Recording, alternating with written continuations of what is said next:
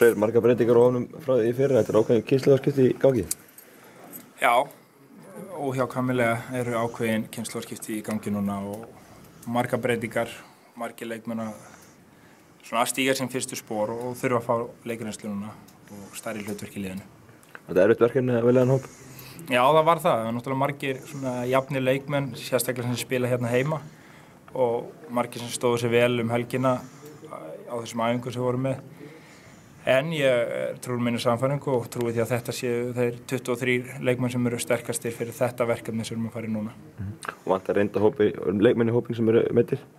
Já, vantar gríðarlega reynda leikmenn, Sif Atladóttir og Hólfríður Magnúsdóttir, það er kannski fremst í flokki, munar það og þá sérstaklega sem við erum með mjög unga varnarlínu núna og Sif Atladóttir hefði hjálpað okkur mikið þar. En við verum bara vona að þær náu sér sem fyrst, við þurfum á þeim að halda í undankeppni HM. Spennandi fyrir þig að fá að prófa nýja leikmenn?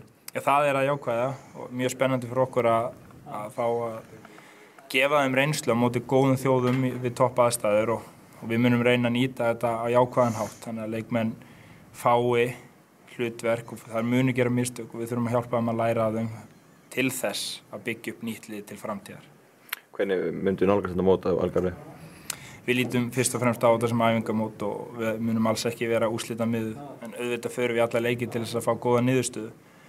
En það er alveg ljóst við erum að fara að spila til dæmis í fyrsta leik við Þýskaland. Það verður mjög erfitt og við þurfum að vera með raunhæf markmið og reyna að fá sem mest út úr leiknum, bæði varandi úrslit og líka það sem við leggjum upp með. Að áherslurnar séu í lagi og leikmenn fara eftir því og ná að þroskast og læra af leiknum.